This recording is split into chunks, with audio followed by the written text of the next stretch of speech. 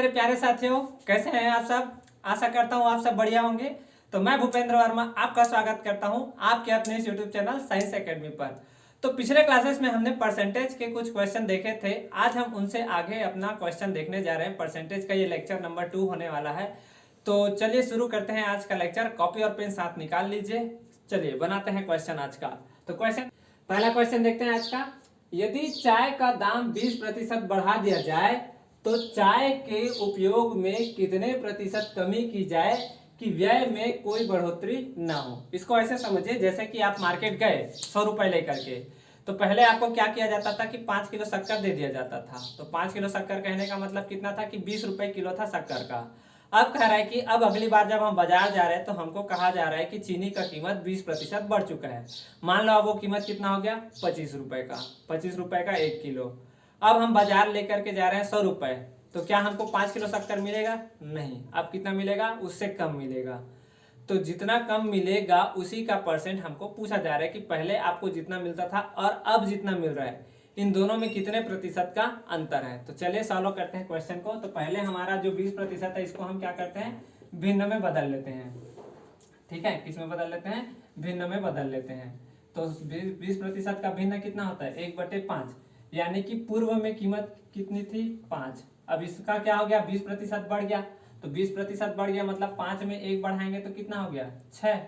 कितना हो गया कीमत? अब 6। वर्तमान में कितनी हो गई कीमत? 6। तो पहले मान लो हमको क्या होता था कि हमारा जो कीमत था वो कितना था? 5 था। तब हमको मान लो 6 किलो चीनी हमको मिल जाती थी। उदाहरण के तौर पे हम मान रहे हैं पहले हमारा कीमत कितना था? 5 रुपए था। तो हमको मान लेते हैं कि 6 किलो शक्कर मिल जाता था। ठीक है, ये उपयोग थी। ठीक है, तब हमारे पास जो टोटल राशि थी 5 रुपए किलो में 6 किलो शक्कर, तो 5 रुपए के जी प्रति शक्कर, तो 6 किलो का कितना? तो 30 रुपए हम क्या करते थे, बाजार में दे करके आते थे। अब कह रहा है कि कीमत कितना हो चुका है? 6 रुपए। अब कह रहा है कीमत कितना हो चुका है? 6 रुपए। तो अब भी हमको 30 रुपए खर्चा करना है। तो हमको कितना शक्कर मिलेगा? तो 5 किलो शक्कर ही मिल पाएगा। कितना किलो शक्कर मिल पाएगा? 5 किलो। तो अब भी कितना रुपए खर्च किए? 30 रुपए खर्च किए। समझ आई बात? फिर से समझिए। पहले कीमत कितनी थी? 5 रुपए किलो थी शक्कर की। तब हम कितने किलो शक्कर लेकर के आते थे? 6 किलो शक्कर लेकर के आते थे। कितने रुपए में? 30 रुपए में। ठीक है, अब भी हम मार्केट 30 रुपए लेकर के गए हैं, लेकिन अब कीमत कितनी हो चुकी है? 6 रुपए हो चुकी है। कितनी हो चुकी है? 6 रुपए हो चुकी है। तो शक्कर का हमको क्या अब भी 6 किलो मिलेगा? नहीं। अब कितना मिलेगा? 5 किलो। तो ये कितना कम हुआ? 1 किलो कम हुआ। किससे? 6 से। तो परसेंट कितना हो गया कीमत का? परसेंट कमी कितना प्रतिशत कमी आई? तो हम कैसे कहेंगे? 1 कम हुआ। किसमें? पहले 6 किलो मिलता था, अब 5 किलो मिल रहा है। तो कितना हुआ? 1/6।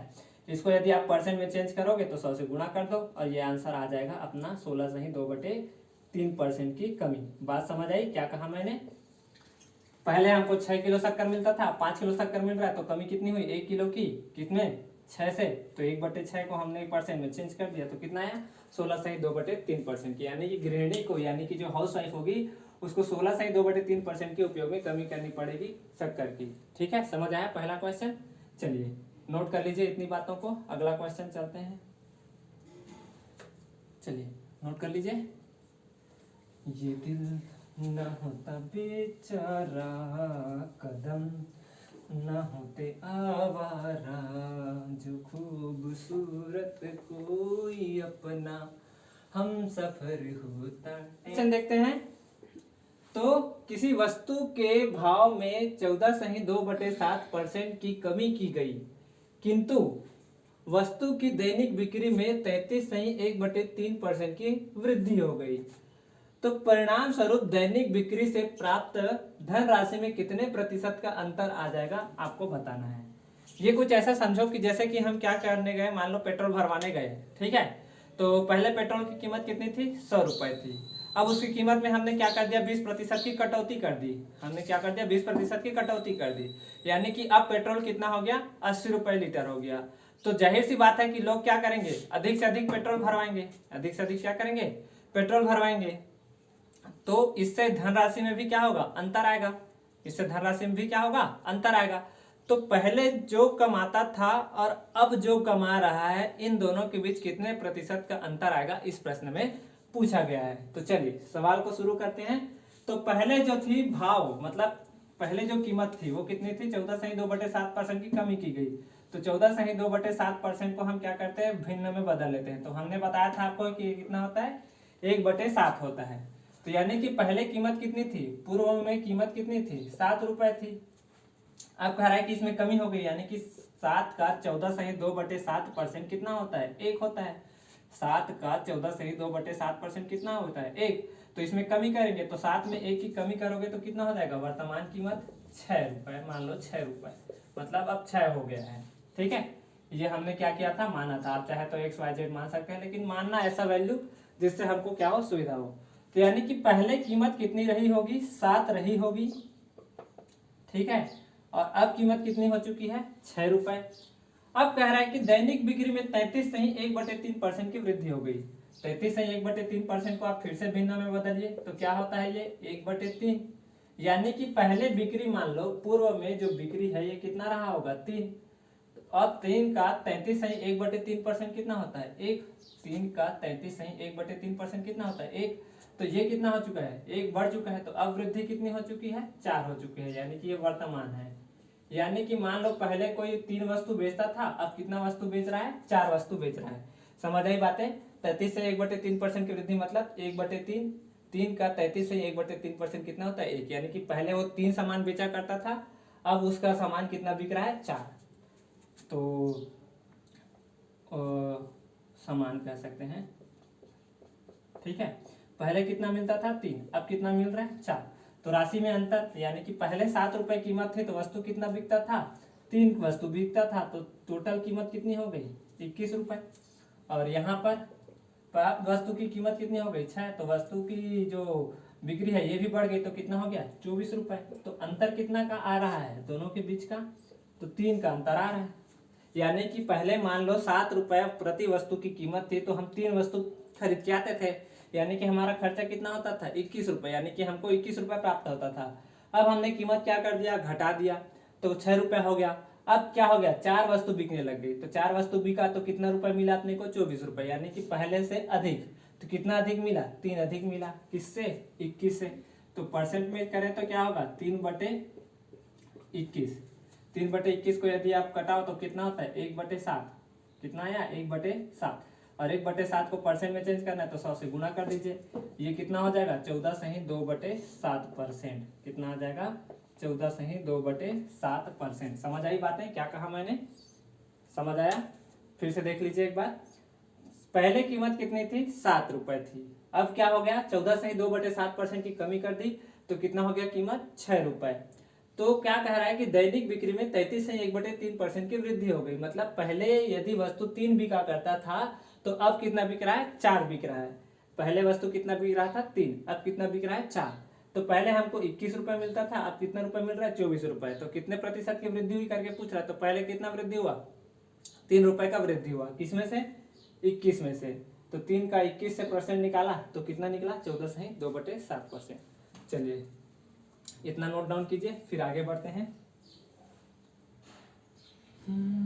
जैसे पिछला क्वेश्चन था, इस बार आप ट्राई करेंगे।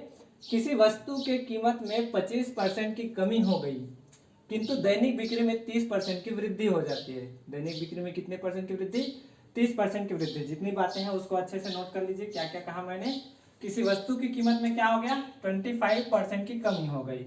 इससे क्या क्या फायदा हुआ कि वृद्धि में कितना हो गया, 30% की वृद्धि हो गया। तो परिणाम स्वरूप दैनिक बिक्री से प्राप्त धनराशि में कितने प्रतिशत का अंतर आ जाएगा, इसको आपको क्या करना है, बताना है। ठीक है, किसी वस्तु की कीमत में कितनी परसेंट की कमी आई, जैसे पिछला क्वेश्चन था, फिर से वैसी क्वेश्चन करते हैं। तो दैनिक बिक्री के जो राशि है उसमें कितना आया, 25% को यदि आप भिन्न में बदलो तो कितना होता है, 1/4। कितना होता है, 1/4।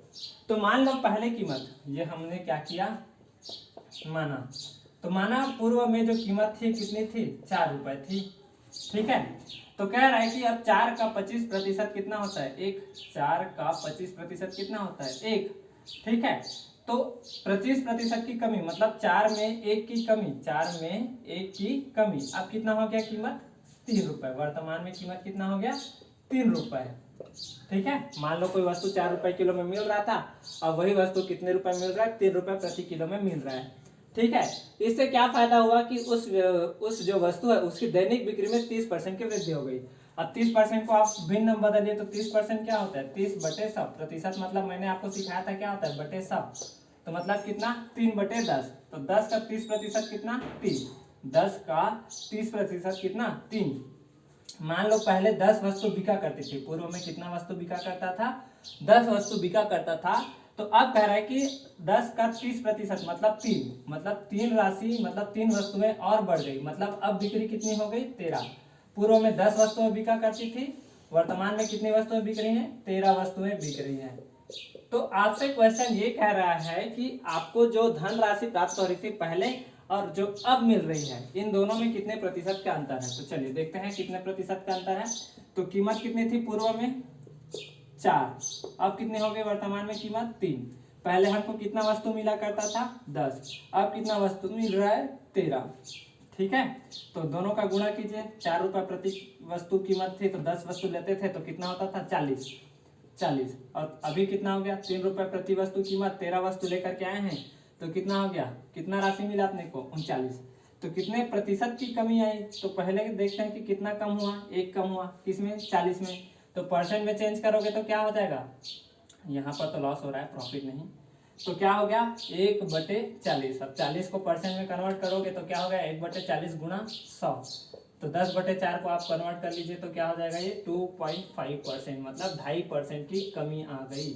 2.5% की क्या हो गई, कमी आ गई। वस्तु की जो धनराशि प्राप्त हो रहा था उसमें क्या हो गया, 2.5% की कमी आ गई। बातें समझ आई, क्या कहा मैंने। पहले वस्तु की कीमत कितनी थी, 4, उसके बाद कितना हो गया, वस्तु कीमत 3। इसे दैनिक बिक्री में क्या हुआ था, पहले 10 वस्तु बिक रही थी, अब कितना वस्तु बिक रहा है, 13 वस्तु बिक रहा है। तो हमको पहले कितना राशि मिलता था, 40 रुपए, अब कितना राशि मिल रहा है, 39 रुपए। दोनों में कितने का अंतर, 1। तो इसको परसेंट में देखें तो कितना हो जाएगा, 1/40, क्योंकि 40 से कमी हो रही है, पहले से कमी हो रही है। तो 1/40 को परसेंट में कन्वर्ट करोगे तो कितना आ जाएगा, 2.5%, यानी कि 2.5%। ठीक है, समझ आया। नोट कीजिए इतनी बातों को, पॉज करके नोट कर लीजिए। अगला क्वेश्चन, चलिए अगला क्वेश्चन देखते हैं। यदि किसी आयत के लंबाई में 37.5% की कमी कर दी जाए, यदि किसी आयत के लंबाई में 37.5% की वृद्धि कर दी जाए और उसकी चौड़ाई में 20% की कमी कर दी जाए। क्या क्या कह रहा है, आयत की लंबाई में कितने प्रतिशत वृद्धि, 37.5% की वृद्धि, और उसके चौड़ाई में कितना कमी, 20% की कमी कर दी जाए, तो उसके क्षेत्रफल में कितने प्रतिशत का अंतर आ जाएगा। इसको आपको क्या करना है, बतलाना है। ठीक है, लंबाई में कितने प्रतिशत वृद्धि की है, 37%। पहले लंबाई कितना था, अब कितना हो गया, इसके विषय में हम क्या करते हैं, चर्चा करते हैं। तो सबसे पहले हमको 37.5% को क्या करना है, फ्रैक्शन में बदलना है। तो 37% को मैंने कल आपको बताया था कितना होता है, 3/8। ठीक है, कितना होता है, 3/8। मान लो लंबाई पूर्व में कितनी रही होगी, 8 रही होगी, तो 8 का 37.5% कितना होता होगा, 3 होगा। 8 का 37.5% कितना, 3। मान लो पहले लंबाई कितनी रही होगी, 8, अब उसमें कितने प्रतिशत की वृद्धि कर दी आपने, 37.5% की। तो 8 का 37% मतलब 3, तो 3 उसमें क्या हो गया, बढ़ गया। तो अब 3 बढ़ाने पर इसकी जो लंबाई है ये कितनी हो चुकी है, 11। वर्तमान में इसकी लंबाई कितनी हो चुकी है, 11। तो पहले लंबाई कितनी थी, 8, अब कितनी हो चुकी है, 11। दूसरी बात क्या कह रहा है कि उसकी चौड़ाई में 20% की आपने क्या कर दी, कमी कर दी। 20% की क्या कर दी, कमी कर दी। तो 20% को हम यदि भिन्न में बदलें तो क्या होता है, 1/5। ठीक है, नए हो तो इसके बारे में जान लो कि प्रतिशत का मतलब ही होता है बटे 100। तो इसको आप काटोगे तो 2 एकम 2, 2 पंचे 10, कुछ इस प्रकार से आता है। इस कारण से इसको हम ऐसे लिखे हैं, यानी कि पहले में चौड़ाई कितनी रही होगी, 5। अब 5 का 20% कितना होता है, 1। तो 1 की कमी हो गई, तो 1 की कमी हो गई मतलब कितना, 5 में 1 की कमी मतलब कितना, 4। तो पहले चौड़ाई कितनी रही होगी, 5, अब चौड़ाई कितनी रही होगी, 4। तो हम जानते हैं कि किसी भी आयत का जो क्षेत्रफल होता है ये कितना होता है, लंबाई गुणा चौड़ाई, यानी कि लंबाई और चौड़ाई को गुणा कर दीजिए। लंबाई और चौड़ाई को क्या कर दीजिए, गुणा कर दीजिए। तो 8 और 5 को गुणा करेंगे तो कितना हो जाएगा, 40, और 11 और 4 को गुणा करेंगे तो क्या हो जाएगा, 44। ठीक है, 8 और 5 को गुणा किया तो कितना, 40, 11 और 4 को गुणा किया तो कितना, 44। तो कितने का अंतर आ रहा है, पहले क्षेत्रफल 40 था, अब कितना हो चुका है 44, मतलब कितने का अंतर आ रहा है 4 का, किस में से 40 में से। तो percent of changes is equal to क्या हो जाएगा यहाँ पर, तो ये हो जाएगा 4/40 और परसेंट में बदलना है तो इसको क्या कर दीजिए 100 से गुणा कर दीजिए। तो 4 शून्य 1 शून्य से 1 शून्य कटा, 4 से 4 कटा, कितना आया आंसर 10। तो 10% क्या हुआ, बदलाव हुआ। इसको हम क्या करेंगे आंसर लिखेंगे, ठीक है। 10% क्या है अपना आंसर है, ठीक है। समझ आया क्या कहा मैंने। लंबाई पहले कितनी थी 8, 37.5% वृद्धि हुआ, मतलब कितना हो चुका है 11। दूसरी बात हमने क्या कहा 20% हमारा क्या चौड़ाई में कमी हो रही है, यानी कि पहला चौड़ाई मान लो 5 रही होगी, तो 5 का 20% कितना होता है 1, तो 5 में 1 की कमी किया तो कितना हो गया 4। तो यानी कि पहले लंबाई 8 से अब कितना हो चुका है 11, और चौड़ाई कितना हो चुका है 5 से 4। तो दोनों का जो क्षेत्रफल होता है तो लंबाई गुणा चौड़ाई होता है, तो 8 पंचे 40 और 11 चौक 44, ठीक है। तो कितने का अंतर आ रहा था 4 का अंतर आ रहा था, किस में से 40 में से। तो हमने इसको चेंज किया, तो परसेंट में चेंज किया तो कितना आया 10%, ठीक है। अब अगला क्वेश्चन सेम रहेगा, ऐसा ही क्वेश्चन रहेगा, नोट कीजिए इतनी बातों को, फिर अगला क्वेश्चन आप खुद ट्राई कीजिए, नहीं तो मैं बता ही दूंगा आपको। चलिए नोट कीजिए इतनी बातों को, मिटाते हैं इनको। आयत के लंबाई में यदि 12.5% की वृद्धि कर दी जाए और उसकी चौड़ाई में 33.1/3% की कमी कर दी जाए, तो उसके क्षेत्रफल में कितने प्रतिशत का अंतर आ जाएगा। क्वेश्चन ध्यान से सुनिए, पिछला क्वेश्चन जैसे ही है, यदि किसी आयत की लंबाई में 12.5% की वृद्धि कर दी जाए और उसकी चौड़ाई में 33.1/3% की क्या कर दी जाए, कमी कर दी जाए, तो उसके क्षेत्रफल में कितने प्रतिशत का अंतर आ जाएगा, ये आपको क्या करना है बताना है। चलिए खुद से ट्राई कीजिए, चलिए ट्राई कर लिए। तो चलो बनाते हैं क्वेश्चन को, क्या कह रहा है 12.5%, तो 12.5% को हम क्या करेंगे भिन्न बदलेंगे, तो भिन्न बदलेंगे तो क्या होगा ये 1/8, क्या होगा 1/8। तो यानी कि पूर्व में लंबाई कितनी रही होगी 8, अब क्या हो चुका है वृद्धि, तो 8 का 12.5% कितना होता है 1, तो 8 में 1 की वृद्धि करूंगा तो कितना हो जाएगा 9। 8 में 12.5% कितना हुआ 1, तो इसमें 1 की वृद्धि हुई तो कितना हो चुका है 9, यानी कि पहले लंबाई 8 रही होगी, तो अब वर्तमान लंबाई कितनी हो चुकी है 9।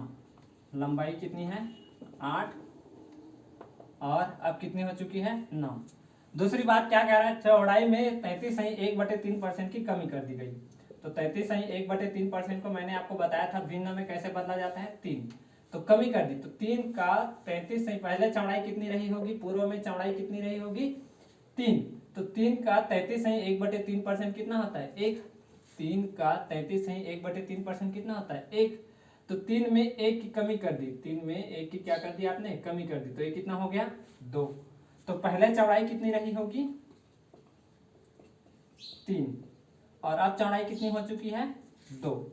तो आपसे पूछा जा रहा है कि क्षेत्रफल में कितना अंतर आएगा, क्षेत्रफल में कितना अंतर आएगा, इसके बारे में हमको क्या कर रहा है पूछा जा रहा है। तो क्षेत्रफल क्या होता है लंबाई गुणा चौड़ाई, तो इसको क्या कर दीजिए गुणा कर दीजिए, तो 8 दिया कितना हो गया 24 और 9 दूनी कितना हो चुका है 18। तो यानी कि पहले क्षेत्रफल कितना रहा होगा 24, अब कितना हो चुका है 18, तो दोनों के बीच का गैप कितना है 6। तो परसेंट ऑफ चेंजेस को हम इस प्रकार से लिखेंगे, ठीक है। कितना हो चुका है 6 का चेंज आया, किसमें से 24 में से, तो 6 का 24 से परसेंट निकालो तो गुणा 100 कर दीजिए, तो 6 एकम 6, 6 चौक 24 और 4 का 100 से काटोगे तो कितना हो जाएगा 25%, ठीक है। होप कि ये क्लियर विजिबल हो, या फिर इसको यहाँ पर ना लिख करके यहाँ पर भी आप लिख सकते हो। कितना का परिवर्तन आया 25% का परिवर्तन आया, ठीक है। इतनी बातों को नोट कीजिए, फिर आगे बढ़ते हैं कि यदि किसी वृत्त की त्रिज्या में 50% की वृद्धि कर दी जाए तो उसके क्षेत्रफल में कितनी वृद्धि होगी। तो 50% को यदि आप भिन्न बदलोगे तो क्या होता है 50% 1/2, तो माना कि पूर्व में त्रिज्या कितनी रही होगी, मान लेते हैं कि 2 सेंटीमीटर रही होगी, ये हमने क्या किया अपने हिसाब से मान लिया, तो 2 का 50% कितना होता है 1, तो कितना हो गया वृद्धि हो गया मतलब कितना हो चुका है अब 3। वर्तमान में वृत्त की त्रिज्या कितनी हो चुकी है 3। क्या कह रहा है पूर्व में त्रिज्या मान लो कितनी रही होगी, 2 सेंटीमीटर रही होगी, तो 50% की हमने क्या कर दी, वृद्धि कर दी। तो 2 का 50% कितना होता है, 1। तो 2 में 1 की वृद्धि हुई तो कितना हो चुका है, 3। तो वर्तमान में वृत्त की त्रिज्या कितनी है, 3 सेंटीमीटर। पूर्व में कितनी थी, 2 सेंटीमीटर। यानी कहने का अर्थ, मान लो एक छोटा गोला था जिसकी त्रिज्या कितनी थी, 2 सेंटीमीटर थी, और इस त्रिज्या में हमने 50% का वृद्धि कर दिया, यानी कि अब त्रिज्या कितनी हो चुकी है, 3 सेंटीमीटर। तो इसके क्षेत्रफल और इसके क्षेत्रफल, इन दोनों के बीच में कितने प्रतिशत का अंतर है आपको बताना है। तो वृत्त का क्षेत्रफल क्या होता है, पाई आर का स्क्वायर। तो यहाँ R1 लिख लीजिए, पाई R1 का स्क्वायर। यहाँ क्या होगा, पाई R2 का स्क्वायर। अब दोनों का जब अनुपात निकालोगे तो पाई से क्या हो जाएगा, कट जाएगा। क्या बचेगा, केवल R1 का स्क्वायर और R2 का स्क्वायर।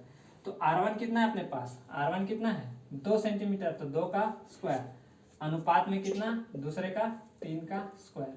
तो 2 का स्क्वायर कितना, 4, 3 का स्क्वायर कितना, 9।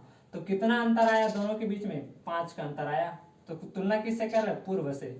तो परसेंट में कन्वर्ट करो तो क्या हो जाएगा, परसेंट में कन्वर्ट करेंगे तो 5/4। इसको यदि आप परसेंट में बदलोगे तो 100 से गुणा कर दीजिए, तो क्या हो जाएगा, ये 4×25 100, यानी कितना हो जाएगा, ये 125%। 125% क्या हो जाएगा, बदल जाएगा। बात को समझो ध्यान से, क्या कहा मैंने, यदि किसी वृत्त की त्रिज्या है जिसमें क्या कर दिया आपने, 50% की वृद्धि कर दी, तो उसके क्षेत्रफल में कितने प्रतिशत की वृद्धि हो जाएगी, इसके बारे में आपको क्या करना है, बतलाना है। तो 50% को सबसे पहले मैंने भिन्न में बदला। 50% कितना होता है, तो 1/2 होता है। 1/2 यानी कि 2 का 50% कितना, 1। यानी कि पहले त्रिज्या कितनी रही होगी, 2 सेंटीमीटर। अब त्रिज्या कितनी हो चुकी है, 2 में 1 की वृद्धि करेंगे तो 3 सेंटीमीटर। तो हमारा जो वृत्त का क्षेत्रफल होता है ये क्या होता है, पाई आर का स्क्वायर। यहाँ भी पाई आर का स्क्वायर। तो क्षेत्रफल में वृद्धि, तो पाई से क्या हो जाएगा, कट जाएगा। तो R1 का स्क्वायर अनुपात R2 का स्क्वायर। तो R1 का स्क्वायर कितना, 2 का स्क्वायर मतलब 4, और 3 का स्क्वायर इसका 9। तो दोनों में कितने का अंतर है, 5 का अंतर है। तो किससे तुलना किए, 4 से तुलना किए। तो इसको हमने परसेंट में कन्वर्ट किया तो कितना है, 125%। यानी कि वृत्त के क्षेत्रफल में 125% की क्या हो जाएगी, वृद्धि हो जाएगी। अगला क्वेश्चन सेम है, आप ट्राई करेंगे इसको, अपने होमवर्क के लिए दे देता हूं, आप इसका आंसर अपने कमेंट में कर देना, ठीक है। चलिए, तो इसको मैं मिटाता हूं, आप इसका क्वेश्चन होमवर्क की तरह ले लीजिएगा, ठीक है। तो चलिए, तो यदि किसी वृत्त की त्रिज्या में 20% की वृद्धि कर दी जाए, यदि किसी वृत्त की त्रिज्या में 20% की वृद्धि कर दी जाए, तो उसके क्षेत्रफल में कितने प्रतिशत की, कितनी वृद्धि होगी, नहीं कितने प्रतिशत की वृद्धि होगी, कितनी प्रतिशत की वृद्धि होगी, ये आपको क्या करना है, कमेंट में आंसर देना है, ठीक है। यदि किसी वृत्त की त्रिज्या में 20% की वृद्धि कर दी जाए तो उसके क्षेत्रफल में कितने प्रतिशत की वृद्धि होगी, ये आपको क्या करना है, कमेंट में आंसर देना है। जैसा पहले बनाए थे वैसे ही आपको बनाना है। चलिए, इसको मिटाऊं मैं। तो अगला जो क्वेश्चन आएगा इसको इस प्रकार से समझेंगे कि जैसे कि अपने को कुछ अनुपात दिया गया है, जैसे A अनुपात B दिया गया है, मान लो अपने को A अनुपात B दिया है, मान लो 27:23। ऐसे ही B अनुपात C दिया गया है, मान लो अपने को 39:18। ऐसे ही C अनुपात D दिया गया है, मान लेते हैं अपने को 23:13, और D अनुपात E दी गई है अपने को कितना, 2:3। अब हमसे क्या कह रहा है, क्वेश्चन पूछ रहा है कि A अनुपात E का मान क्या होगा, A अनुपात E का मान क्या होगा, आप इसको बताइए। तो A अनुपात E निकालने के लिए क्या करना पड़ेगा कि लेफ्ट हैंड साइड में जितने का है उसको हमको क्या करना पड़ेगा, गुणा करना पड़ेगा। तो 27:39 गुणा 23 गुणा 2 अनुपात 23 गुणा 18 गुणा 13 गुणा 3। अब देखिए, अनुपात का मतलब ही क्या होता है, नीचे में भाग। तो यानी कि इसके नीचे में ये आएगा, मतलब जो दोनों में क्या होगा, कॉमन होगा, उसको हम क्या कर देंगे, काट देंगे। जैसे 23 है तो इससे 23 कट गया, और 13 है, 13×3 = 39, और 3 से ये 3 कट गया, और 2 नियम 18, और 9 एकम 9, 9 तिया 27। तो दोनों के बीच का अनुपात कितना आया, 3:1। तो दोनों के बीच का अनुपात कितना आया, 3:1। कुछ नहीं करना है, दोनों में जो कॉमन नजर आएगा जो करता है उसको हम क्या करेंगे, कटाएंगे। चाहे तो आप यहीं से ट्राई कर लीजिए, जैसे यहाँ 23 दिख रहा है, ये 23, तो 23 से 23 कट, ठीक है। जैसे कि यहाँ 13 है तो 13 तिया 39, यहाँ 3 तो यहाँ 3, 2 एकम 2 तो 2 नियम 18, 9 एकम 9, 9 तिया 27।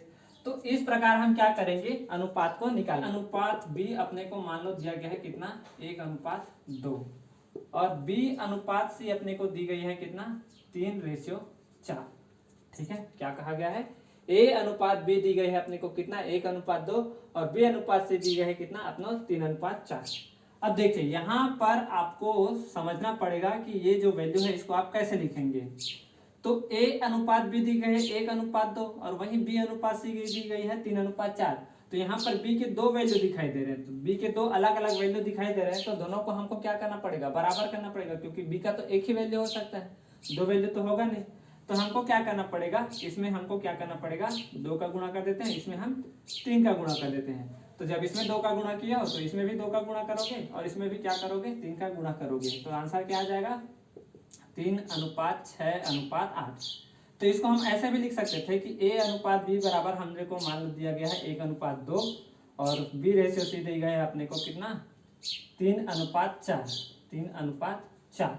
तो इसको गुणा कर दीजिए, ए अनुपात सी पूछा गया है, तो ए अनुपात बी अनुपात सी क्या होगा, तो 1 और 3 का गुणा करोगे, 1 और 3 का गुणा होगा तो कितना हो गया, 3 एकम 3, और 3 और 2 का गुणा करोगे तो कितना हो जाएगा 6, और 4 और 2 का गुणा करोगे तो कितना हो जाएगा 8। तो 3:6:8, ठीक है।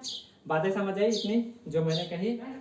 यदि एक गांव की जनसंख्या में पहले साल 16.2/3% की क्या कर दी जाए, वृद्धि हो जाए, और दूसरे साल के अंत में 37.5% की कमी कर दी जाए, और तीसरे वर्ष में 57.1/7% की वृद्धि कर दी जाए, तो 3 साल बाद गांव की जनसंख्या 1,65,000 हो जाती है।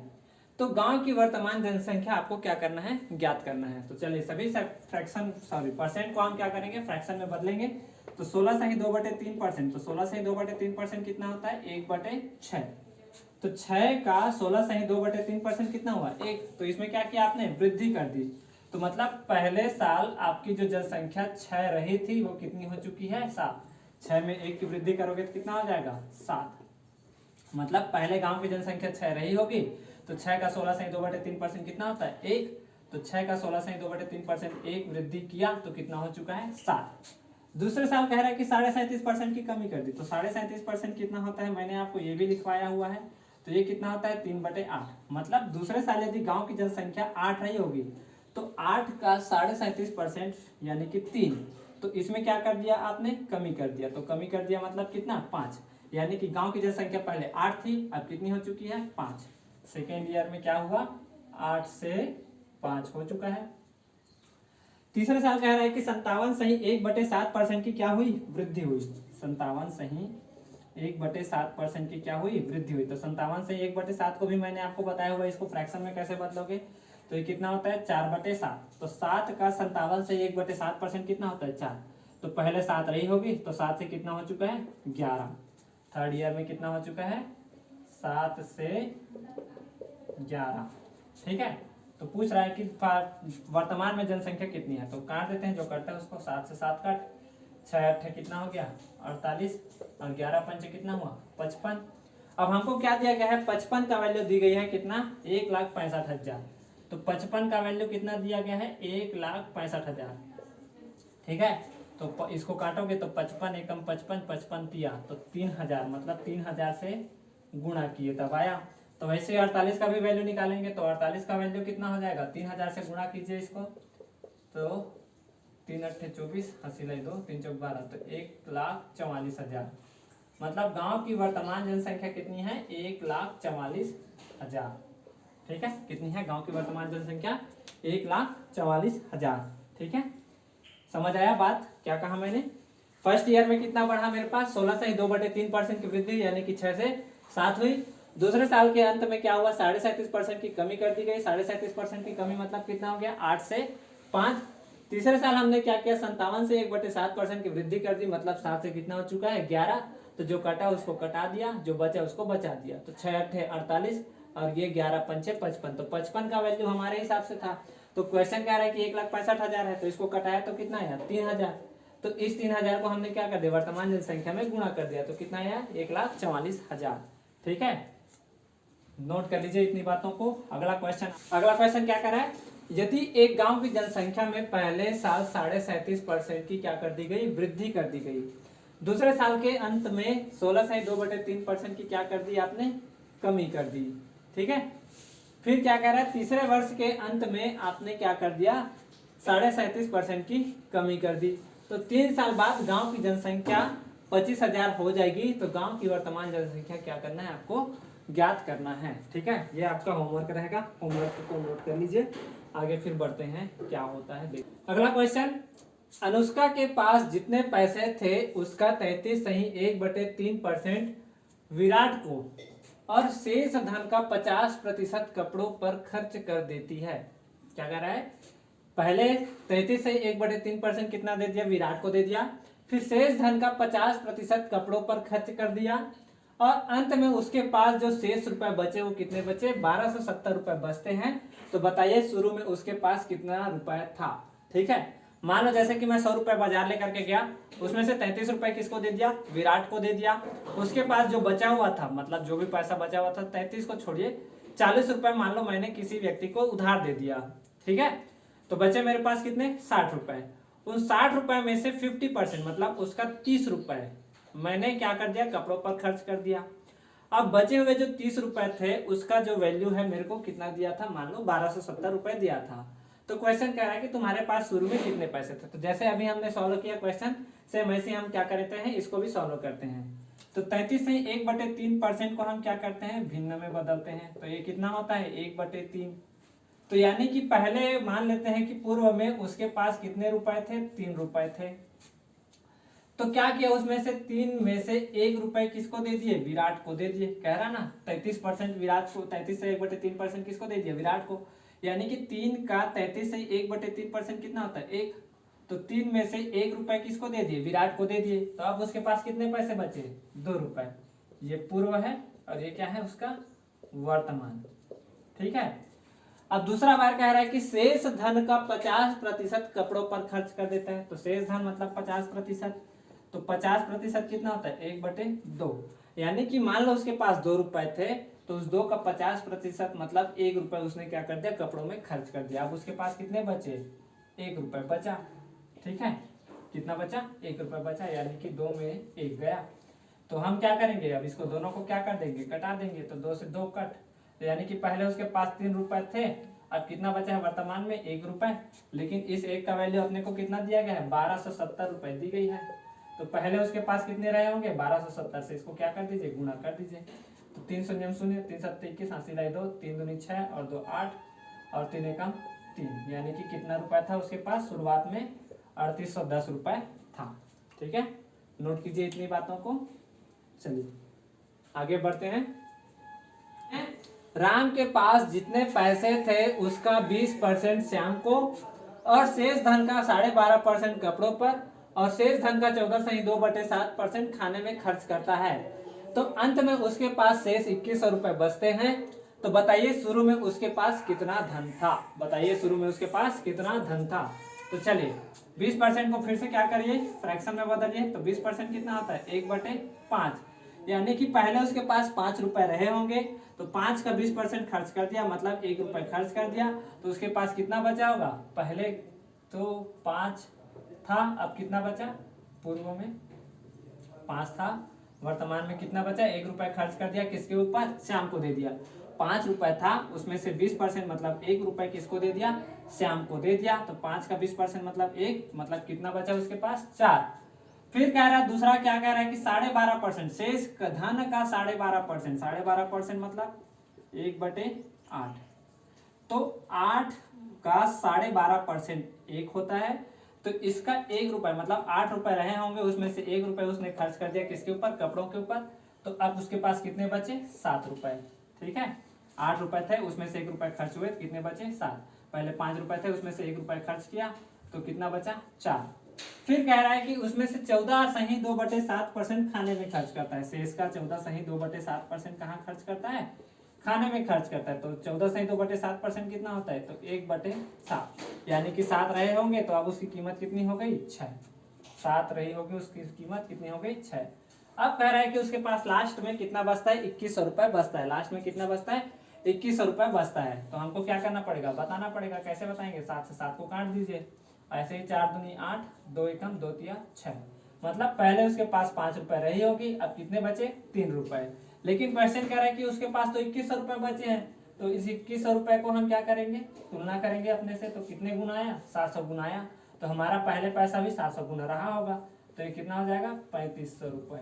कितने हो जाएंगे, 3500 रुपए हो जाएंगे। बातें समझ आई, क्या कहा मैंने, पहले उसके पास 5 रुपए रहे थे, उसने से 20% से हमको दे दिया, तो उसके पास कितने बचे, 4 रुपए बचे। उसके बाद कह रहा है कि शेष धन का 12.5% कपड़ों पर खर्च किया, यानी कि 8 रहे होंगे, उसमें से 1 रुपए खर्च किया, तो बचा कितना, 7 रुपए बचा। फिर कह रहा है कि शेष धन का 14.2/7% कहाँ खर्च कर देता है, खाने में खर्च कर देता है, यानी कि 7 रुपए रहे होंगे, उसमें से 1 रुपए खर्च कर दिया, तो उसके पास कितने बचे, 6। तो पहले कितना था और अब कितना, इसको निकालने के लिए हमारे पास तरीका होता है, इसको रेशियो में बांट दीजिए, जो कट्ठा काट दिए, 4 दूनी 8, 2 तिया 6, 7 से 7 कैंसिल, तो इधर 5 और इधर आया 3। लेकिन क्वेश्चन कह रहा है कि ये 2100 है, तो कितने गुना है, 700 गुना है। तो हमारा पहले पैसा भी कितने गुना रहा होगा, 700 गुना रहा होगा। तो कितना हो गया, 3500 हो गया। ठीक, बातें समझ आई यहाँ तक। चलो इतनी बातों को नोट कीजिए। अगला क्वेश्चन आपके लिए आ रहा है, सेम क्वेश्चन रहेगा, आप इसको बनाएंगे अपने होमवर्क के तौर पे। चलिए मिटाऊं क्वेश्चन। यदि एक व्यक्ति अपनी आय का 20% भोजन पर और शेष धन का 50% यातायात पर खर्च कर देता है और अंत में शेष धन का 120 रुपए क्या कर देता है, दान दे देता है, तो अंत में उसके पास कितने रुपए बचते हैं, 1400 रुपए बचते हैं। ठीक है, तो कह रहा है कि उसकी आय ज्ञात कीजिए। ठीक है, बातें समझ आई, क्या कहा, जैसे कि आपके पास 100 रुपए था, उसमें से 20% आपने क्या कर दिया, भोजन में खर्च कर दिया। अब जो बचे हुए पैसे थे उसके भी 50% आपने यातायात पर खर्च कर दिया, और जो शेष धन था उसमें से भी आपने क्या कर दिया, कुछ रुपए दान कर दिए। अंत में जो पैसे बचे उसका वैल्यू अपने को ऐसे ही दिया हुआ है। तो यहाँ पर हम जितने भी प्रतिशत है इसको हम क्या करेंगे, भिन्न में बदलेंगे। तो जैसे कि अपने पास है 20%, तो 20% को भिन्न में बदलिए, यानी कि पहले मेरे पास यदि 5 रुपए रहे होंगे, तो 5 का 20% कितना होता है, 1। 5 का 20% कितना, 1। तो 5 का 20% 1 मतलब कितना, पहले 5 रहा होगा, अब उसके पास कितना बचा, 1 रुपए खर्च हो चुका है, तो कितना बचा, 4। 5 में 1 रुपए खर्च हो चुका है, तो कितना बचा, 4। ठीक है, यानी कि पहले उसके पास कितने रहे होंगे, 5, अब कितने बचे हैं वर्तमान में, 4। ठीक है, दूसरा कह रहा है कि 50% यातायात पर, यानी कि 50% रहे होंगे, तो ये 50% को फिर से भिन्न में बदलिए, तो कितना हो जाएगा, 1/2। तो 2 का 50% कितना, 1, यानी कि 2 का 2 रुपए थे, उसमें से 1 रुपए किसमें खर्च कर दिया, यातायात पर खर्च कर दिया। अब उसके पास कितने बचे, 1। तो पहले उसके पास 2 रुपए थे, अब कितने बचे, 1। और कह रहा है कि अंत में उसने 120 रुपए दान दिया, तो लास्ट में उसके पास सभी चीजें मिला करके लास्ट में 1400 रुपए बचा। तो इसको हम क्या करते हैं, कैलकुलेट करते हैं। तो 2 एकम 2, 2 दूनी 4, तो ये कितना हो जाएगा, 5:2। अब ये जो 2 रुपए है ये मेरे पास लास्ट में बचे, तो ये 2 रुपए किसके बराबर होंगे, 1400 के, जी नहीं। इस 1400 के भी 120 रुपए आपने दान में दिया है। इन सब खर्चे के बाद आपने दान का राशि कहीं पर भी नहीं लिखा है, यानी कि दान की राशि को यदि मिला ली जाए तो ये हमारे 2 के बराबर होगा। तो दान की राशि को मिलाएंगे तो कितना हो जाएगा, 1400 तो अपने पास शेष बचा था वो, और 120 बचा जो दान दिया था वो, तो कितने हो गए, 1520 रुपए। तो 2 का जो वैल्यू है ये कितना दिया गया है अपने को, 1520 रुपए। तो 2 7 14, 2 6 12, 2 0 0। तो वैसे ही सेम 5 का भी वैल्यू होगा, तो 5 का वैल्यू कितना हो जाएगा, 760। 5 0 0, 5 6 30, 8 3, 5 7 35 और 3 कितना हो गया, 3800 रुपए। मतलब उसका आय कितना रहा था, 3800 रुपए था। ठीक है, इतनी बातों को नोट कीजिए। अब अगला जो क्वेश्चन रहेगा ये आपके लिए होमवर्क रहेगा, आप इसको अपने घर में बनाइएगा। ठीक है, चलिए लास्ट क्वेश्चन आज का अंतिम क्वेश्चन। एक पुस्तकालय में 20% पुस्तकें हिंदी में और शेष का 50% अंग्रेजी में और अंत में शेष 6300 पुस्तकें अन्य भाषाओं में हैं। तो पुस्तकालय में कुल कितनी पुस्तकें हैं, इसके बारे में आपको जानकारी देनी है। जैसा पिछला क्वेश्चन था सेम ऐसे ही बनाना है, बस लैंग्वेज चेंज है, पुस्तकालय की बातें हो रही हैं, लेकिन जैसा पिछला क्वेश्चन था सेम वैसे ही बनाना है। इसका आंसर आप कमेंट में देंगे, ये आपके लिए होमवर्क है, आप इसका आंसर कमेंट में जरूर दीजिएगा। तो आज का क्लास हम यहीं समाप्त करेंगे। यदि वीडियो अच्छा लगा हो तो कृपया इसको आगे शेयर करें, और यदि अच्छा लगा हो तो कृपया इसको लाइक भी कीजिए, और चैनल पर यदि नए हैं तो कृपया सब्सक्राइब भी कीजिए। तो आगे पढ़ते रहिए। All the very best.